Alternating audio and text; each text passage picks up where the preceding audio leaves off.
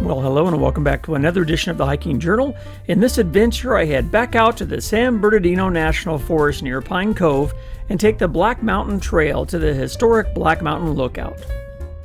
The Black Mountain Trail is a little over 8.5 miles round trip, but it's the whopping 2,775 feet of elevation gain in over 4 miles that gives it the difficult rating. Oh sure, you can take the shortcut and drive up the longer and rougher Black Mountain Truck Trail to get to the lookout, but what would be the fun in that?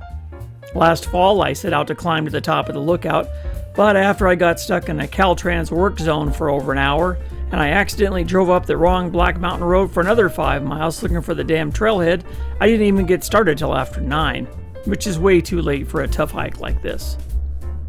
Well, as it turns out, Black Mountain Road, or Black Mountain Trail, is not really Black Mountain Trail. It's Black Mountain Truck Trail, which is not the Black Mountain Trail. So I drove a mile up this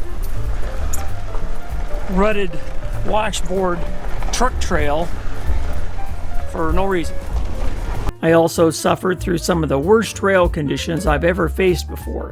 A loose, slippery, and sandy trail that headed straight up into the mid-morning sun on what later turned out to be one of the hottest damn days of the year. And to make matters worse, the black gnats swarmed all around my face. They decided to take refuge in my eyes, nose, and mouth. I ate quite a few of them little bastards that day. I imagine the fire tower is somewhere over there. It's just too freaking hot. I'm dying. And the gnats are just atrocious. They just won't stop. And wearing the head net, bug net, it compounds the heat. And this trail is a pure east-west exposure, so you're hiking east, you're hiking in the sun from the morning that sun comes up until at least after 12. And it's 11:55 right now. I started hiking probably 9:30, and the trail got worse and worse the closer I got to the base of the mountain over there. It became sand, and it was straight up. I could not even stand in one spot. Just to stand there, I was sliding down. I was having to resort to grabbing bushes as I was going up. And, wearing sandals, that wasn't a good idea, but would have been the same. Ate another gnat. Would have been the same if I was wearing boots probably, but anyway, I feel bad that I didn't make the top, but today I had redesigned my driving route. I wore looser fitting and more breathable clothing, and I slipped on a pair of boots with a lot better traction.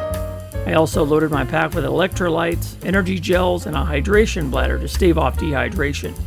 In fact, on this hike, I might just take 2 beers. I was also planning on starting up the trail at dawn. This required me to leave the house in the middle of the night. Well, almost, about 3:30 in the morning, might as well have been. Anyway, this time I'd be ready. The lookout. Way above the forests that are in my care, watching for curling smoke, looking everywhere. Tied onto the world below by a telephone. High and sometimes lonesome, living here alone. Snow peaks on the skyline, woods and rocky ground. The green of alpine meadows circle me around. Waves of mountain ranges like billows of the sea. It seem like in the whole wide world there's not a soul but me. Peering through the drifts of smoke, sighting in through the haze, blinking at all the lightning on those stormy days. Here to guard the forest from the red wolf's tongue, I stay until they take me down when the fall snows come. Now, that was a poem by Robin Adair that was written way back in April of 1927 and published in the California District Newsletter of the National Forest. The detection and control of fires in remote wildlands has posed a special problem to the Forest Service throughout its history. Federal involvement in fire control began with the National Park Service and was later introduced into the forest reserves. The need for fire detection and prevention increased as more land was set aside by the federal government and as the destructive fires increased. During the early 1900s, the General Land Office carried out extensive surveys to properly place monuments to mark the forest boundaries. Mapping was done on each forest, and it was probably during this time that specific mountaintops were considered for detection locations. Black Mountain, it was one of those lucky chosen few. Today, over 13 different lookouts remain in operation across the Angeles, San Bernardino, and Cleveland National Forest. Built in 1926, the Black Mountain Lookout was the third lookout built in the San Bernardino National Forest and sits at an elevation of 7,772 feet near Pine Cove, just a few miles north of the hiker-friendly town of Idyllwild and the Pacific Crest Trail. In 1935, the original lookout was disassembled, moved, and then rebuilt on Barton Peak. The lookout that sits today on Black Mountain was completed in 1962. The tower is staffed by volunteers and is usually open between 9 a.m. and 5 p.m. during the fire season, so I guess that'd be about now. Well, actually, I'm a couple of weeks early. Visitors are invited to come up to the top and view the mountains, learn about the National Forest, use the fire finder, and learn about fire prevention. Well, hopefully somebody will be on duty when I finally get to the top. I was supposed to do this hike yesterday, but the stubborn coastal marine layer that we call May Gray out here in Southern California had a firm lock on the Southland. And today, there it is again, that May Gray, so it is on repeat. It is moving into areas of Malibu. Black Mountain has spectacular views of the Santa Rosa Mountains, Mount Palomar Observatory to the south, and San Gorgonio Pass to the north. And on a clear day, you can see as far out as the Pacific Ocean to the west. I sure didn't want to hike all the way up to the top just to be in a sea of clouds. Well, let's head up the mountain and check out the Black Mountain Lookout.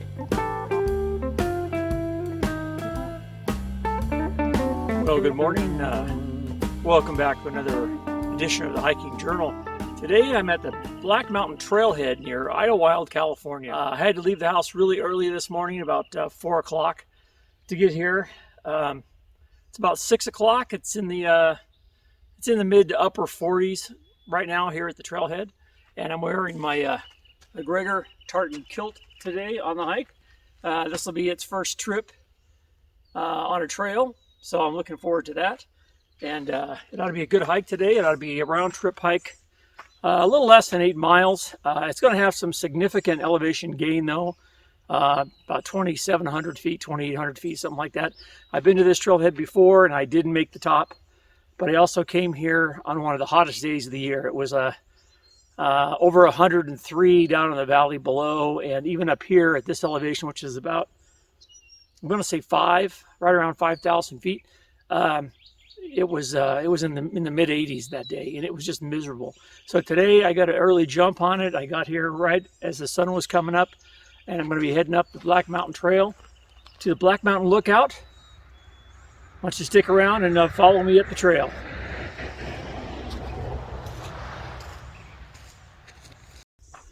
Well, last time I was here, there were more information on that sign. It had a whole bunch of stuff on it. I guess it wore out, and maybe they're going to replace it. Maybe they're not. I don't know. But anyway, let's head up the trail.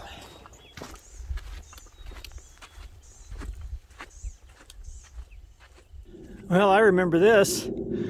I've only gone 50 yards up the trail, and it's already really steep. And I see swarms of gnats already flying everywhere. I remember that too. I brought a head net, and I did cover my face with DEET. Well, 40% DEET. And I also have to hike directly into the rising sun. But since this is May and not August, it might not have the same orientation. So we'll see. But I'm going to take it easy today. I've got all day. Whew, taking a break here. Now, I don't know if you can see this.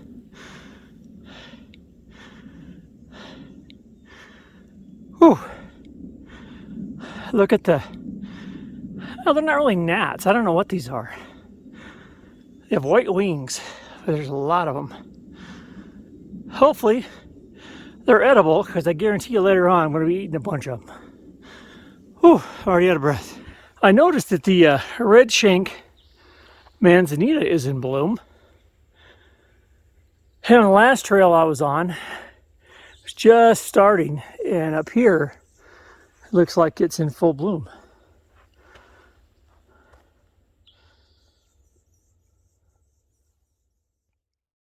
You know, it was kind of funny when I started up the trail this morning. Actually, before I even started. I always send my wife a signal from my Garmin InReach that lets her know that I've made the trailhead safely, you know. I'm getting ready to start the hike. And even though I was kind of in an open area, I had no cell signal, no reception on my InReach. But I had cell signal, which was kind of strange. So I just texted her. So I'm sure when I get up a little higher and I get in a little more open area, it'll go. But just keep that in mind when you're using an InReach. You have to wait for that confirmation beep, you know. You know, I forgot how steep the start of this trail is. This is doesn't look like much, but I just came up a pretty steep section, and this is going to be slow going to start. No big deal, I got all day. Besides the manzanita that's in bloom, this is in bloom as well. It's purple. I don't know exactly what this is, but it's pretty. As we're heading up. Notice I'm also wearing a sporran today. I actually made this.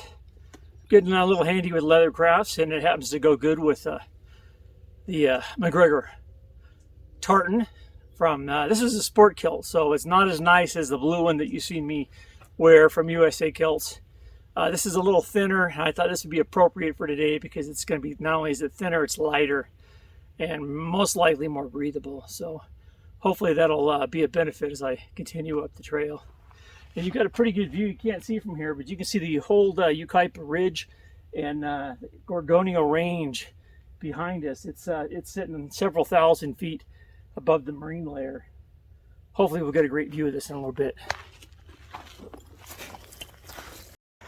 The view over the marine layer, I'll zoom in a little bit here, and you can see a little better. Over in the distance is some kind of communication tower that's above the fog. And as I spin to the north, you can see the ridgeline toward Gorgonio and the marine layer that's sitting over the basin as I look north and west. It's not a breath of air up here. I'm sweating pretty good already.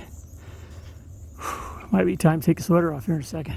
And it looks like we are finally coming out of the shadows and into the sun. Looks like it's going to be a nice day today. We had a little bit of drizzle and a little bit of mist over the last few days. So even up here they had some. A little bit of moisture is always good. Hopefully it doesn't get too hot as I'm hiking directly into the sun. Like I said, this trail heads due east, right into the morning sun. Not too bad when it's cool out, but when it gets warm, it makes a big difference. Now this, I believe, is Indian paintbrush. I'm not exactly sure, but I believe that's what that is, growing wild along the trail here. Well, this is something else. You know, besides pine trees, there's lots of pine trees up here. There's oak. And then as you get higher up, you actually run into giant sequoias. There is a small grove of giant sequoia that grow up here. How cool is that? And this is a little one. They get a lot bigger. There's also some Douglas fir up here. If we get a chance, I'll show you some of that. And there's also some cedars. Here's another example of one of the giant sequoias. Looks like, fire has done some damage to them, but they're still magnificent. And right next to the giant sequoia is a cedar. It's a western red cedar. These are also pretty. That's what makes your fence post. If you have wood fencing in your yard, cedar is one of the more common types of wood they use for fencing. A lot of times it's found in the Pacific Northwest. And the reason they use that for fencing is because it resists rot, similar to redwood. And one more little fact you didn't know about cedar. The old Ticonderoga No. 2 pencil was proudly made out of western red cedar in California. The newer ones are made in China, obviously, because they're a penny a piece, so whatever they charge over there. And, who knows what kind of wood they use. I don't even know if they list it. It might not even be wood. It might be sawdust glued together with some kind of adhesive. Who knows? But the older ones, if you can find them, especially the new old stock, the stuff that's in the original boxes, is western red cedar, and it proudly states that right on the box. And those are nice. They write good, they look good, they smell good. Western red cedar, awesome trees. Awesome fire starter as well. Well, I finally reached a nice flat area. It's got a lot of boulders all around here. There's some great spots if you decided you wanted to make a little camp here, or bring your picnic lunch up here and take a break. I've been here before. There's some really neat boulder outcrops right in front of me and on this side, with a tremendous view down to the east and north toward the Morongo Indian Casino and the 10 freeway. So Palm Springs is this direction, Riverside, San Bernardino's that way, Gorgonio's this way, and Idyllwild's behind me. But I want to take a few minutes here, take off my pack, get out my sunglasses for sure, and take in these fabulous views. I'll show it to you here in a second. This is a cool spot right here. Nice boulder field. I'm going to go up to the top and get a view, and I'll show it to you here. Now, there are definitely some interesting rock formations up here, like this one. Check that out. How do you think that happened? Hard to say. Or this one. And in a second, you're going to see a phenomenal view.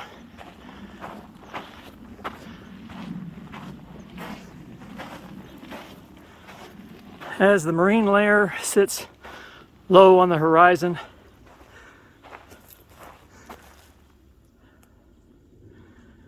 I believe that's San Bernardino Peak, way off in the distance back there. Appears to be in front of the Ukaipa Ridge. There's that communication tower set I was telling you about. Let's keep exploring up here.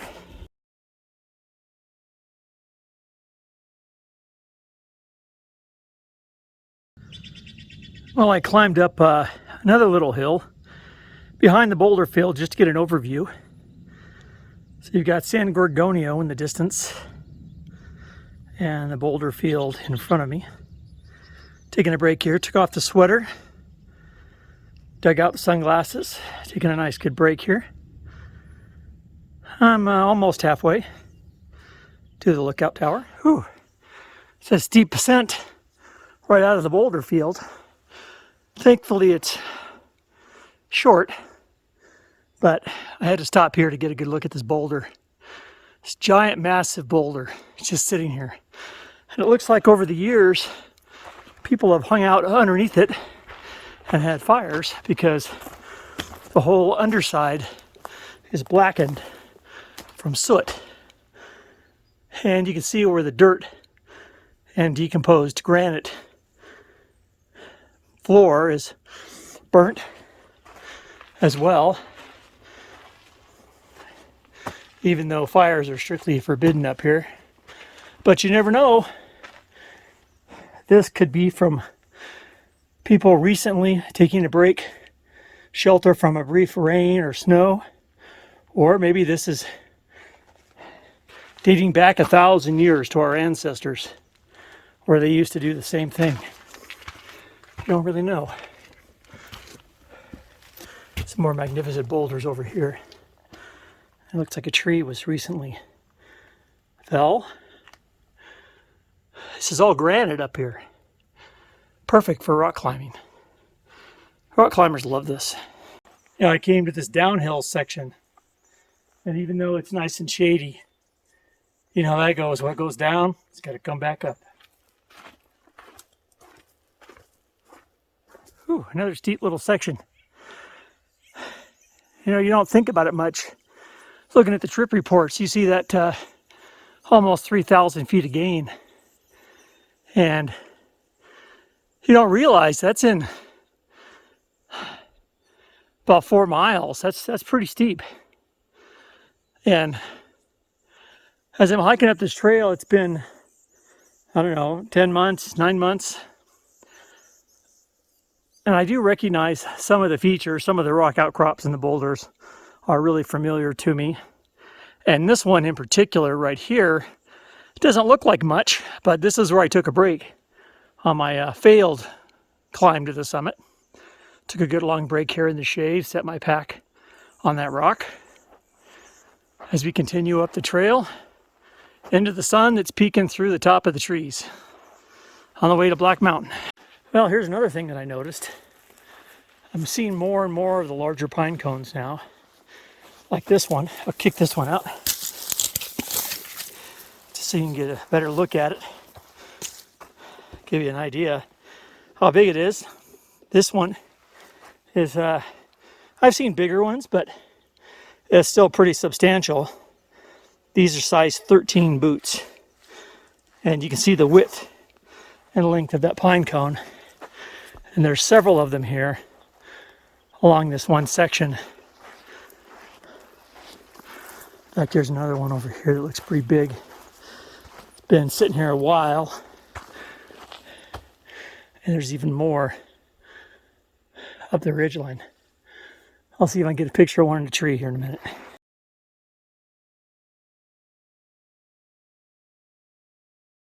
Whew, I catch my breath again. And it looks like we have a downed tree across the trail. No big deal, just step right over it.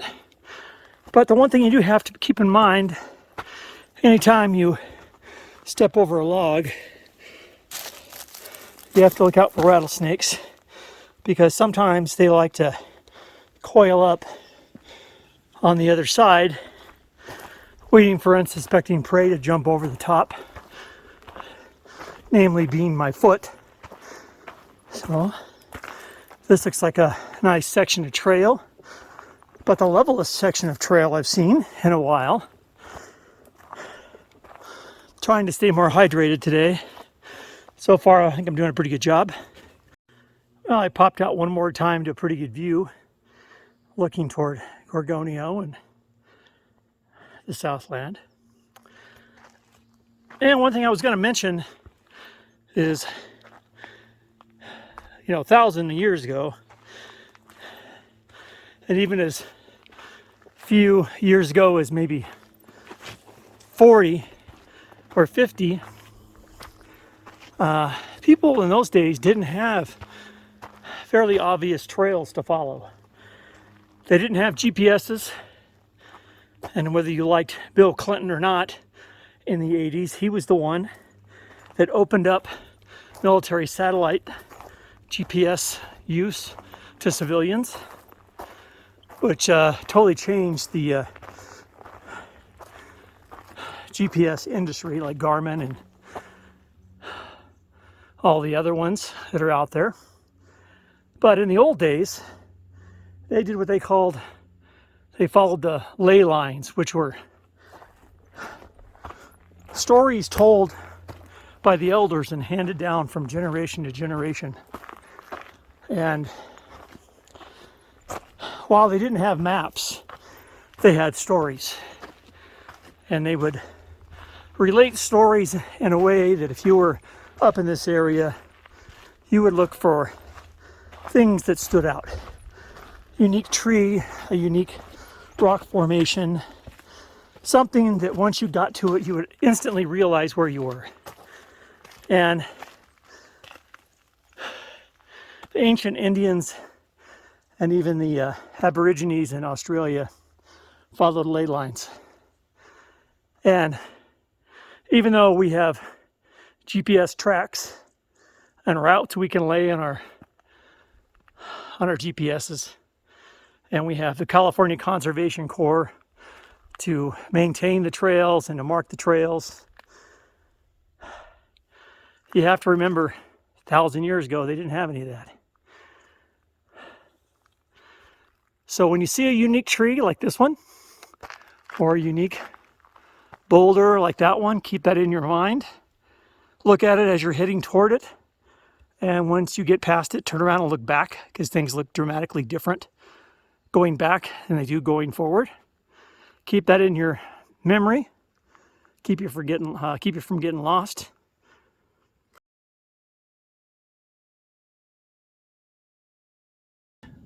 And like I was just talking about, unusual trees. Check this one out.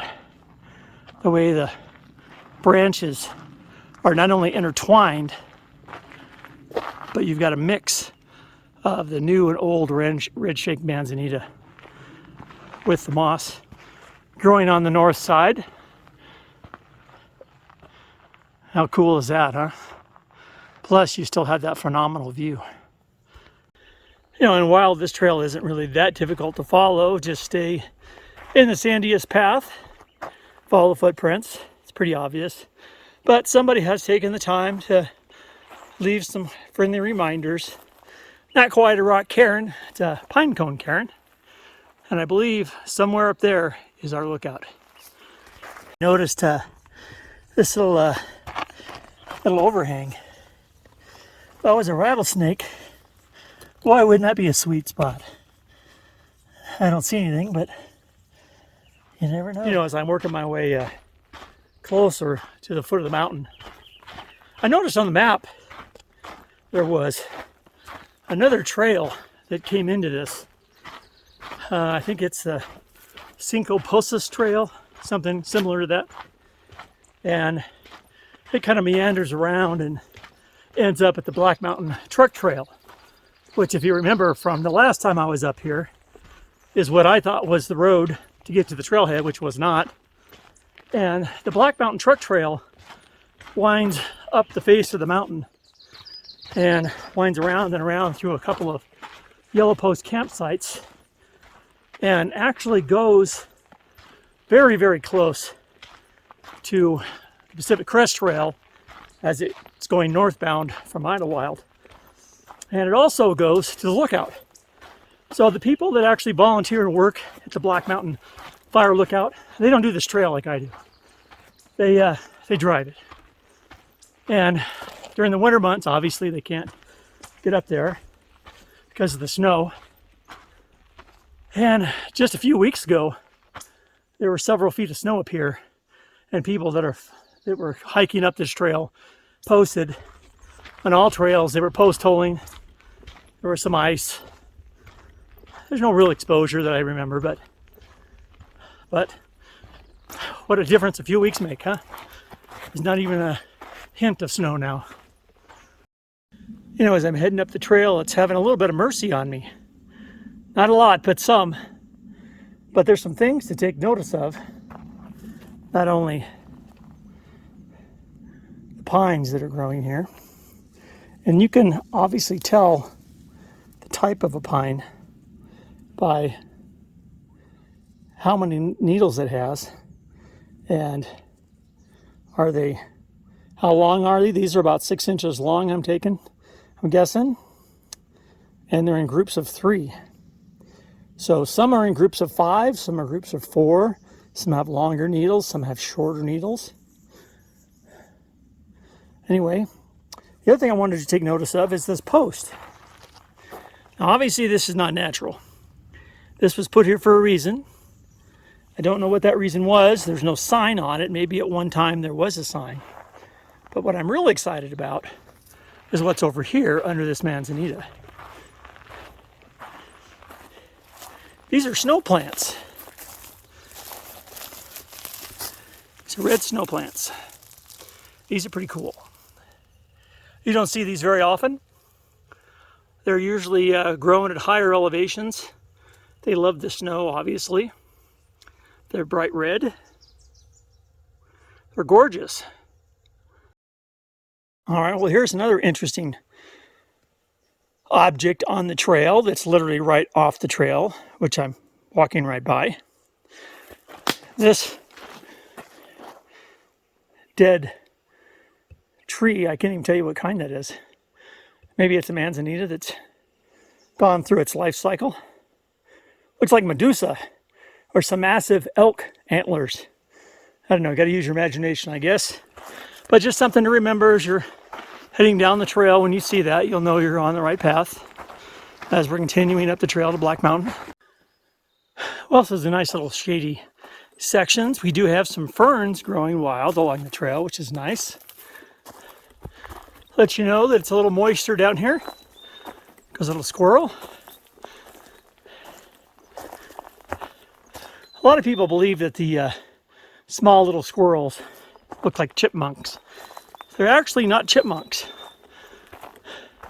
If I were to get a close-up shot of one, it's probably a golden mantle squirrel, which looks very similar to a chipmunk. And down there is yet another snow plant. There it is. Anyway, I'm continuing this way in the shade. I'll take it. Well, Black Mountain Lookout is up there somewhere. End of the sun. That's where I'm heading. Now, Black Mountain Lookout is somewhere up there. So I'm going to be heading down this direction, which is pretty much due east. And then I'll start working my way up some switchbacks. I'm doing okay. Out in the sun, man, it's getting hot. Thank God I took off the sweater. This shirt's very breathable. And that Stellar's Jay over there does not like me hanging out in his neck of the woods, I guess. Anyway, I'll never get there if I stop and talk.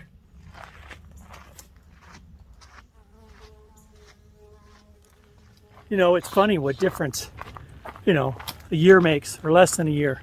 When I was here last time, I was going through waist-high brush. And this is about the section where I turned around last time. I can see why now. Ooh, getting tired. I think I might have to take a break here for a few minutes. I have my secret weapon, the fire tower. I still can't see it, but it's up there. I've got quite a few switchbacks to go. But I'm in no rush. It's only 8:15, so I think I'm going to take a few minutes and take a break here. I do have my my secret weapon for today. Not only do I have my electrolyte replacement drink, which I probably need. I haven't been drinking enough. This is Hammer Gel Heat. It's called Heat. And it's a great energy replacement, electrolyte replacement drink. And I've been using this stuff for years. It's better than Gatorade or even Cytomax or even any of the Nun replacement things. This thing is bomber proof. They also make something called Perpetuum, which is even better. It's a lot thicker, and you mix it with water, but it's got a lot of calories in it. It's got like 400 calories. And you sip it as you hike or as you run or as you mountain bike or whatever, and it replaces your calories as you're expending them through exercise as you're hiking up the hill.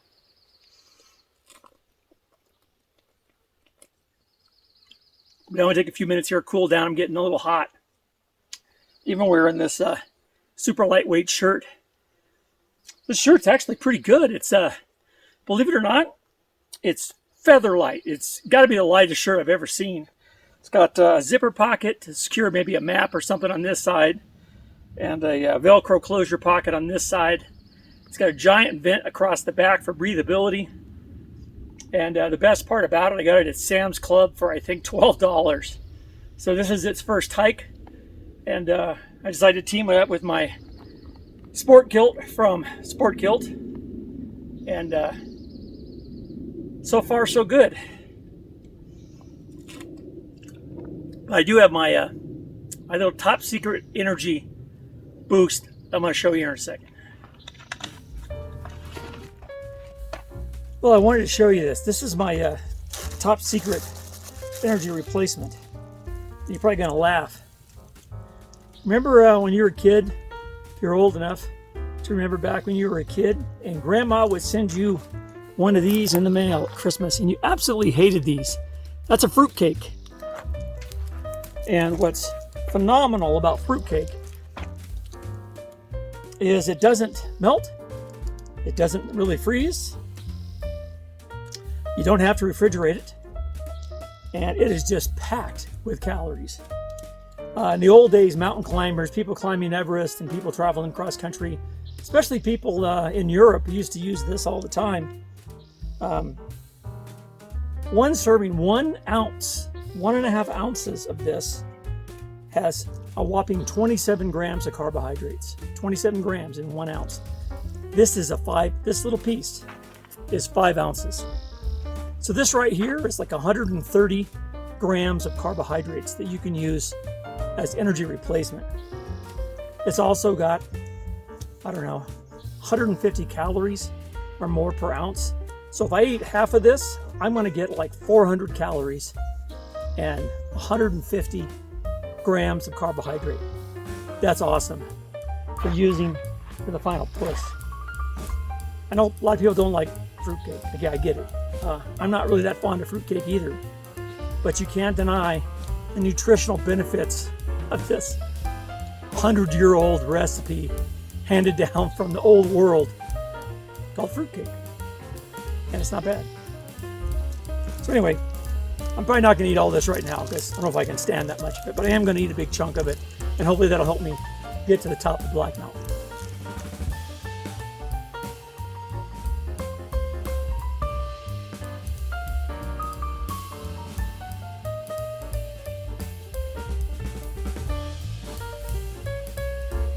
You know, as my trail's continuing up, you know, I mentioned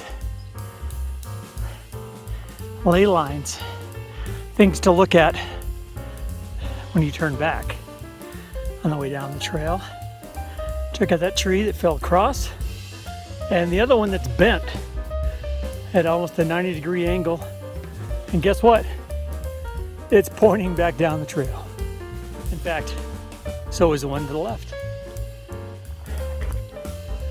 And there is also another snow plant. Third one I've seen today. Like I said, they're few and far between. It's not very often you get to see these. And this is a rather scenic section of trail. It's kind of nice. Looks like it does a big switchback right here as it works its way up. Looks like somebody shortcutted it, which you're not supposed to do. And while I was taking a break back there, I shifted some stuff around back in my pack.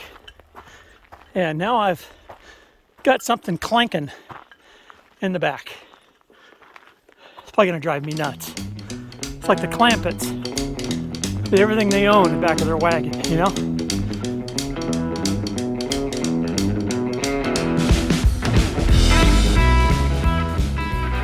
Well, I gotta tell you, I had a little moment back there. I came to this kind of a clearing and lots of spider webs of use trails going everywhere. And I headed the direction of the peak. And after 10 minutes of steep climbing, I kind of came to the steep drop off. And what looked like a trail on the other side of this steep ravine, I couldn't really tell. It is going toward the peak.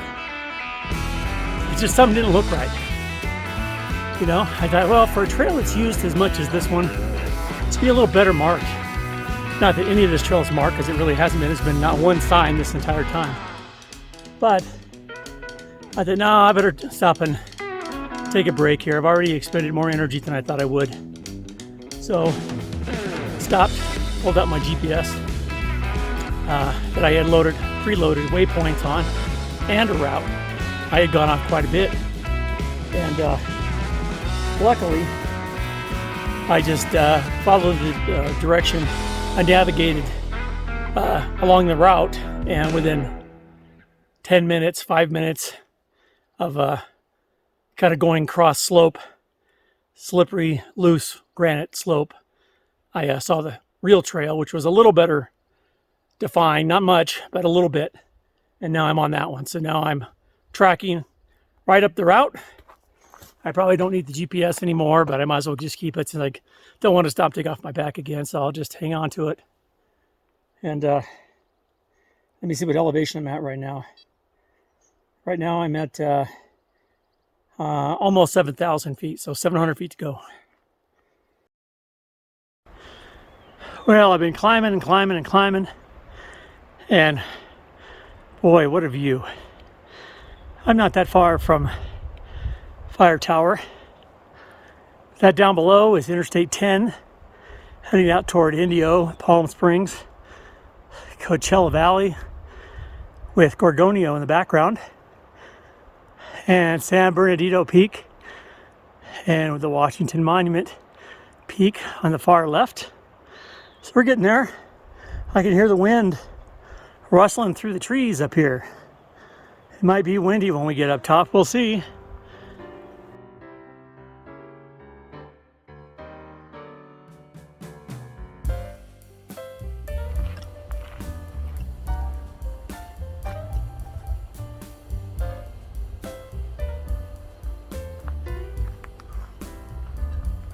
Getting there, slowly getting there.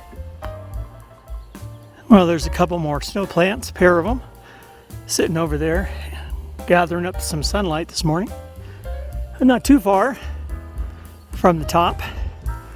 I'm 7,400 feet right here. Looks like I can see a little bit of blue sky over there. I'm not sure if the trail's going to go left or right, but I'm over 4 miles now, so it's not too far to the summit from here. Well, it looks like I've come to the top of this rise and what looks like a pair of trail signs.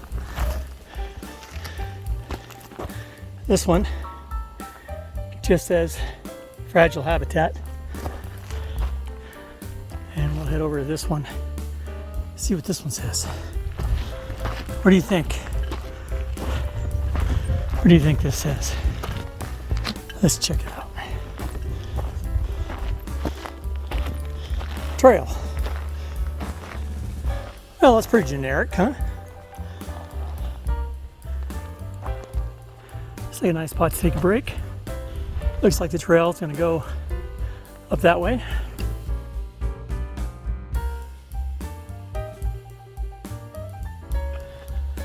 Well, it looks like the first trail I took went up and to the right, which I assumed was the top of Black Mountain.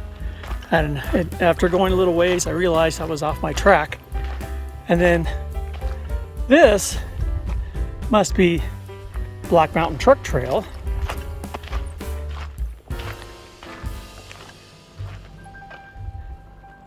And this must be the campground, which is not really near where I'm going. It is funny though, it does say bear warning. There's no bears here. And anyway, looks like a fairly nice campground. They have a bathroom over here. Looks like they have campsites. I don't know if this is a group camping area or not. I don't even know if it's open. There's nobody here. So looks like it goes way back off in the distance.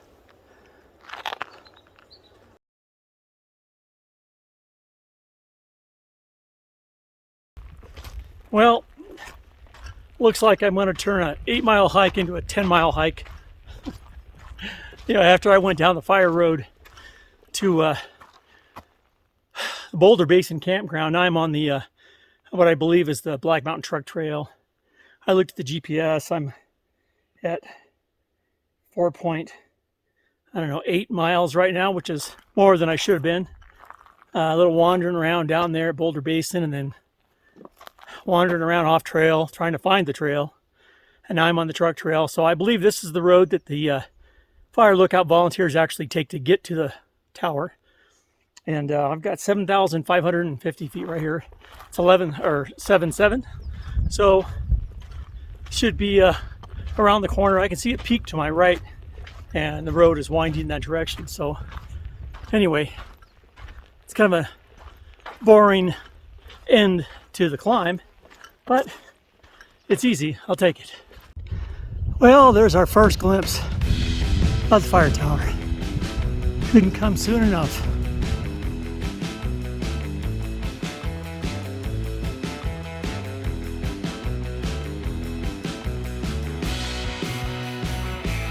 Well, I have arrived at the end of the Black Mountain Truck Trail. Well, I shouldn't say that. The Black Mountain Road that goes up to Black Mountain Lookout. The truck trail continues on, but this must be the garage. And up there, on top of this, is the fire lookout.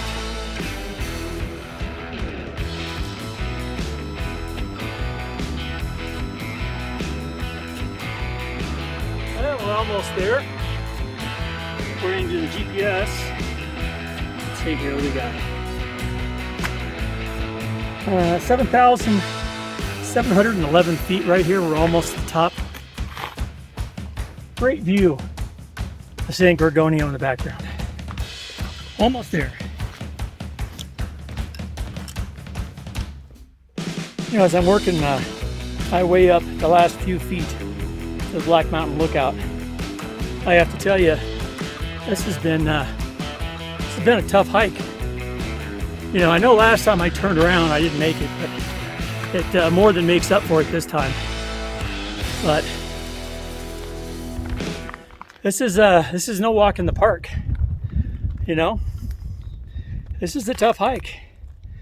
It's almost 3,000 feet of gain over, well, what I did, 5 miles, 5.17 to get here, because I got lost a little bit and got turned around, and also took some scenic little loops off to different areas. But got a great view of San Jacinto, and got a great view of the fire tower. And in a minute, we'll climb up the fire tower steps and do a walk around.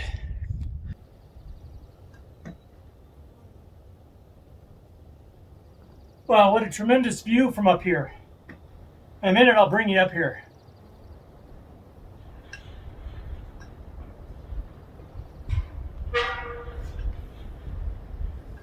To the top of the Black Mountain Lookout. And it's a little nerve-wracking, especially if you're afraid of heights. I'm not really afraid of heights, but I'm not holding on to anything because I have my beer in the other hand and my tripod and camera in the other as I swing around here. But we're going to keep going. We have another flight of stairs to go. Let's do it. Let's do it. There's nobody here but me. I read online that, this is as far as I can get. Looks like they've got it locked. Damn. I was hoping to get up to the catwalk and walk around. I'm about halfway up the stairs up to the Black Mountain Lookout. You have a very good view towards San Jacinto as I'm swinging around looking south along the ridge line. Palomar is over there somewhere, but you can't see it. So is the Pacific Ocean. It's off that direction, out over the marine layer. Let's walk around over to this side. You have a really good view over toward Mount Baldy. Mount Baldy's way off in the distance over there. A view down toward the highway, which we came up. Interstate 10 is down there in the bottom. And Gorgonio is just behind that tree right there. And on the other side of Gorgonio is Joshua Tree. So I'm going to take a few minutes here, enjoy the view. And I'll probably head back down to the Boulder Basin campground where I'll have lunch. But in the meantime, I got to celebrate. I got to crack my beer. There's also a little sign here. It says Black Mountain Lookout. But the shadows are wreaking havoc with the camera autofocus. So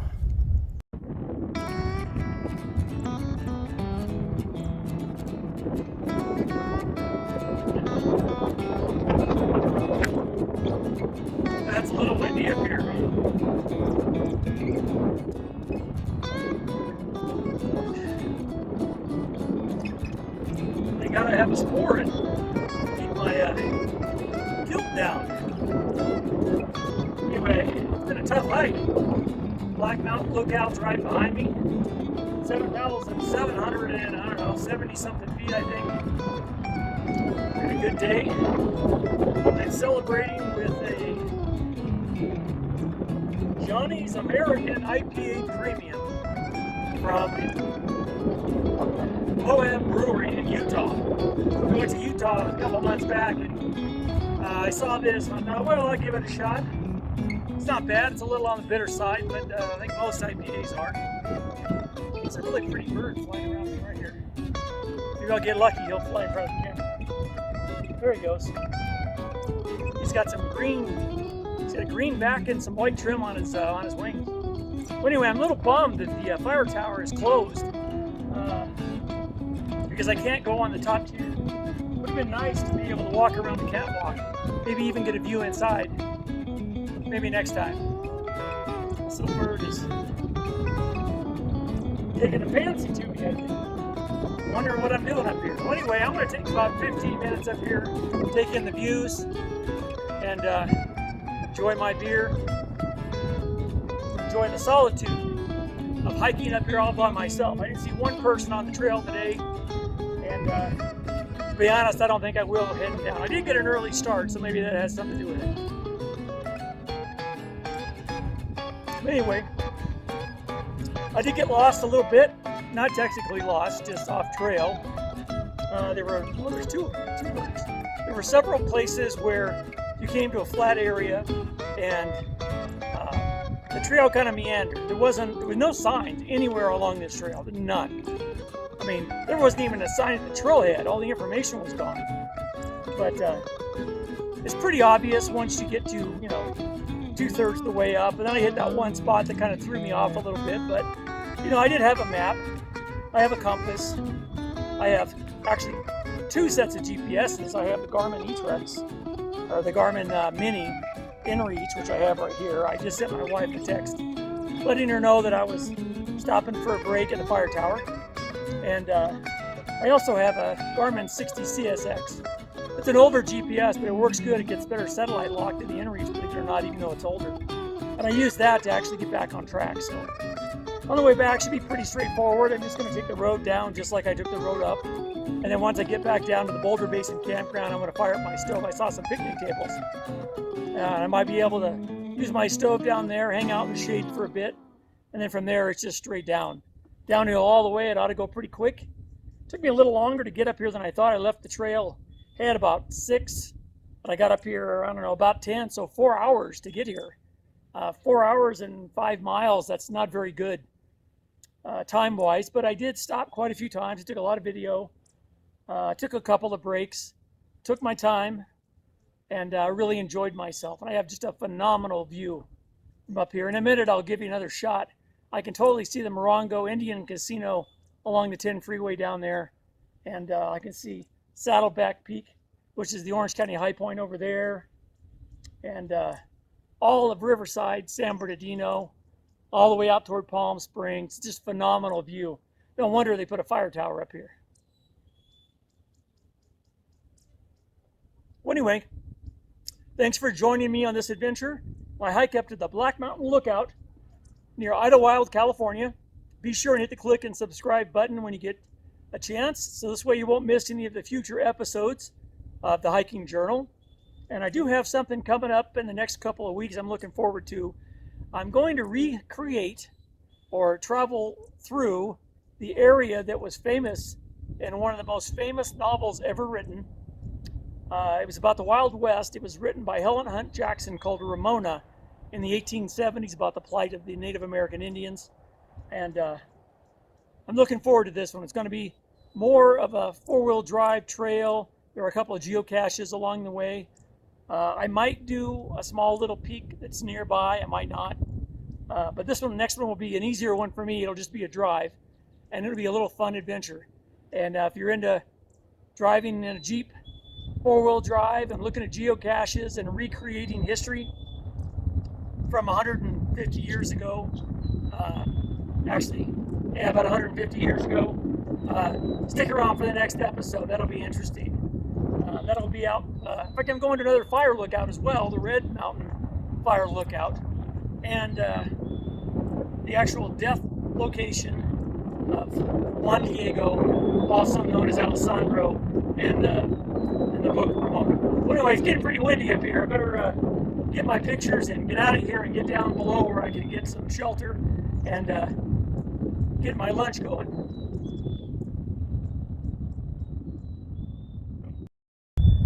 Well, once again, this is my view from the top of the Black Mountain Lookout. It's looking over toward San Gorgonio, way off in the distance. I'll zoom in real quick. All right, there's San Gorgonio, Old Grayback as it is known. And then down below, right down there in that little notch between the trees, that's the Morongo Indian Casino.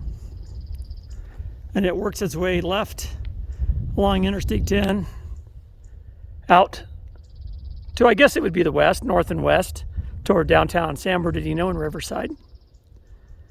Then off to the left, way off in the distance, over there is Saddleback Peak. That's about 5,600 feet.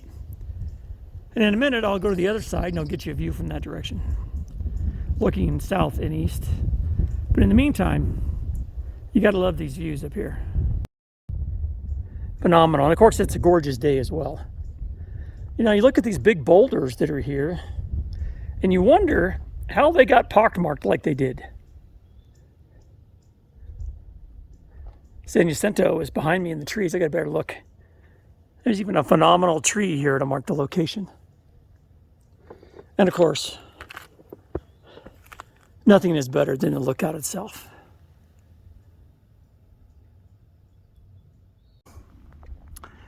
Well, that's a rather interesting rock outcrop as I work my way back down to the Boulder Basin campground so I can have my lunch. Looks like there's a little bit of graffiti up there, so obviously people have taken the time to run up the slope there and make their presence known, which we all hate. But anyway, it's kind of neat looking. You know, as I'm starting my my descent from the fire tower back down to the Boulder Basin campground so I can cook my lunch, I saw this rock. It's kind of phenomenal. It looks like a frozen wave. You can tell how it sheared off the mother boulder right there and just flaked right off. It's kind of cool looking.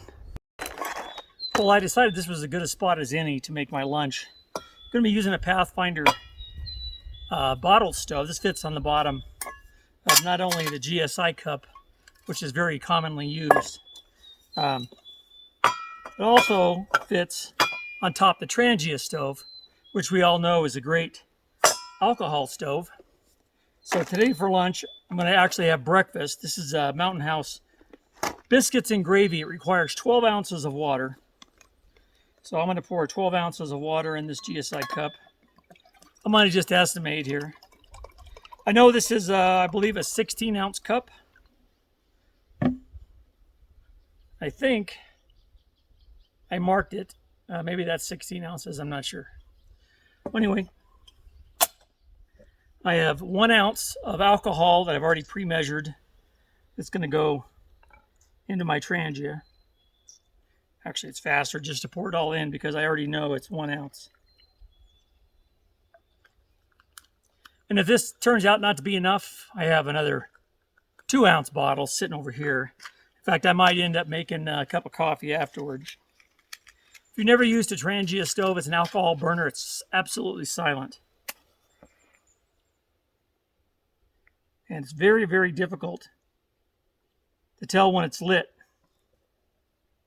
And it is lit. Just drop my match. That's all I need to do is start a forest fire here. Anyway, it's going to take a few minutes to blossom. I am going to set my GSI cup on top. And in a few minutes, I'll have a rolling boil, probably about 4 or 5 minutes. I'll be able to pour it into this Mountain House bag and have some biscuits and gravy for lunch.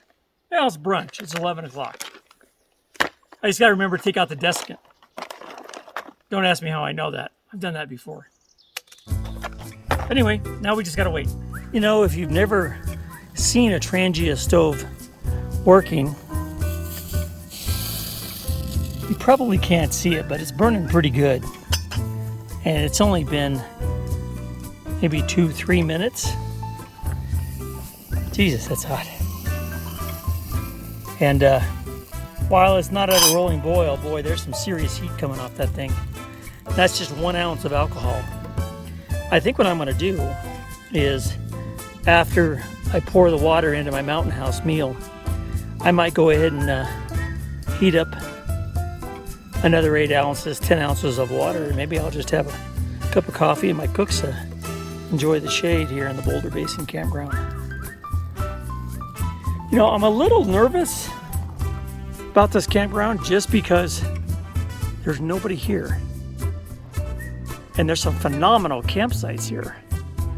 Places to play. If you've got little ones, they can go climb on the boulders.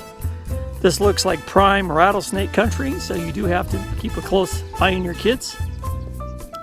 But believe it or not, the water is not turned on, but the bathrooms are open. I already opened the door. I didn't have to go, but in fact, there's another one of those birds with the green tops. Those are really pretty. Where's I get a closer view of those? They'll probably fly away. But anyway, I'm also a little worried about mountain lions just because there's nobody at the campsite. And this would be the perfect spot for one to just kind of hang out, lay in the shade by a picnic table. And believe me, I checked the picnic table before I set my stuff on it because I was worried about rattlesnakes coiling up in the shade. But it's so nice today. Let's see how it's doing. Oh, it's getting close. Well, my stove just went out. It's getting close. The water was boiling. I'm going to go ahead and pour this mixture in.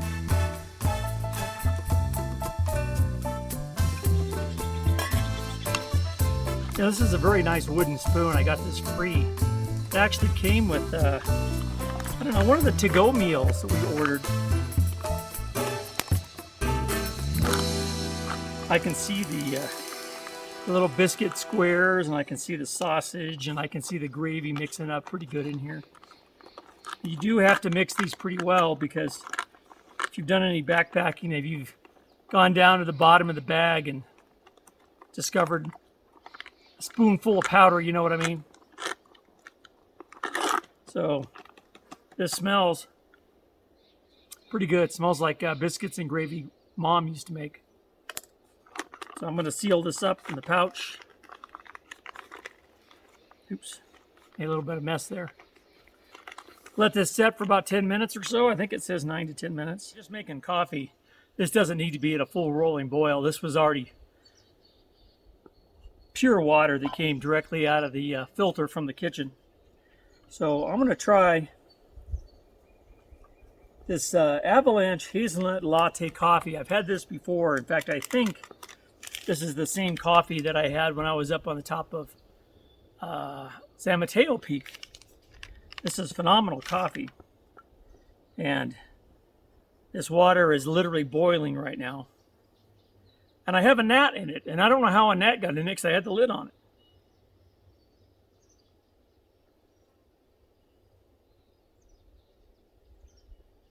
And the stove is still going, by the way. It's been about 3 or 4 minutes. It doesn't take as long to heat this up because this wasn't a full 16 ounces.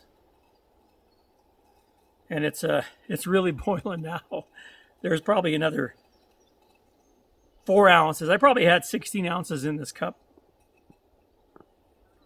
And I only needed 8 for this cooksa.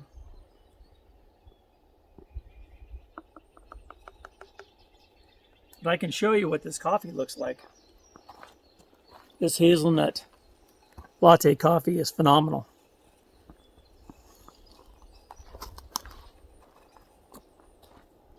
So while I'm waiting the last few minutes for my biscuits and gravy to rehydrate, I can at least have a cup of coffee. It is so nice here. You know, I heard a dog barking earlier, so I think there might be somebody camped. I can't see him, so they must be way on the other side. It must be a bigger campground than I thought.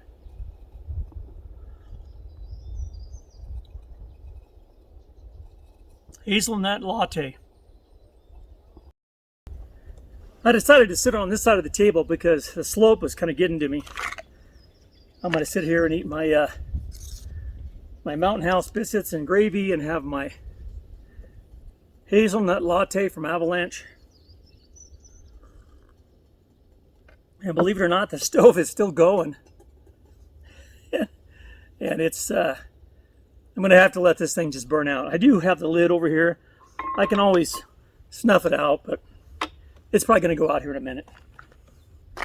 Meantime, when I have my biscuits and gravy with my coffee and have my impromptu brunch here at the Boulder Basin Campground on the trail up to Black Mountain.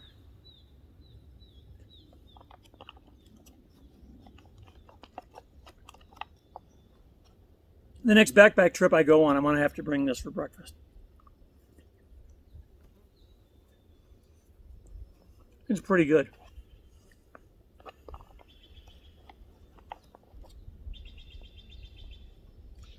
Anyway, this ought to do it for this edition of the Hiking Journal. I'm probably not going to shoot a whole lot of video on the way down unless, something pops up like a wildlife, or maybe if I run into some more hikers or something down the trail. But anyway, it's been a pretty good day. I'm going to enjoy my impromptu brunch here at the campsite. In fact, my stove just went out. Enjoy my biscuits and gravy. Well, anyway, I'll catch you next time in the next episode. Take care.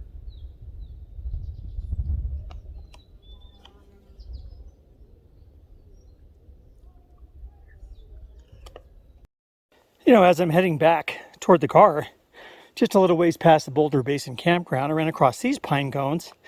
These are not the big cones like the other ones we saw. These are what we call sugar pines.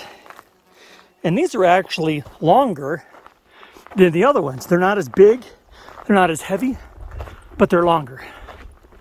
And the sun has come out. It's pretty warm here. So on the way back to the car, we'll see if we run into any rattlesnakes. Cross our fingers. I actually want to see one. Never seen one up here. Well, what's nice about the trail heading down, not only is it down, but we're going to be hitting right into that tremendous view. It's going to be fun. And quick. Oh, there's a big lizard. Oh, he's doing push-ups now. So I'm working my way down. Getting there. Not quite 2/3 of the way down. Well, I'll tell you what. It's getting hot and it's getting miserable. Walking across this decomposed granite on a noonday sun, man, it's like walking across an oven. Heat is just radiating up off the trail. And boy, I'm glad I got, I don't know, maybe 1.5 miles to go, because I would sure hate to be hiking uphill in this, because I am cooking. Well, I can honestly say I've never been more happy to hear vehicle traffic. I am pretty much down the trail. I can see the trailhead sign. I can see the Jeep through the trees. Boy, I don't know what was harder, climbing up 3,000 feet to the lookout or coming down 3,000 feet. I actually think coming down was harder. It's harder on my knees. Both my knees ache a little bit. And man, I was just cooking. But you know what? In my Jeep, I've got big ice chest with all kinds of drinks, ice cold. It's gonna be good. Well, I made it back to the car. No worse for wear. I have my big Powerade, nice and cold. Boy, it was a hot mother coming back, man. Whew. I don't envy a little group of 4 ahead of me, because they're gonna have to come down unless they stay up there until this evening when it cools off. Anyway, that's gonna do it for this episode of the Journal. I hope you liked it. My solo hike up to the top of Black Mountain Lookout near Idyllwild, California. Alrighty, you guys take care.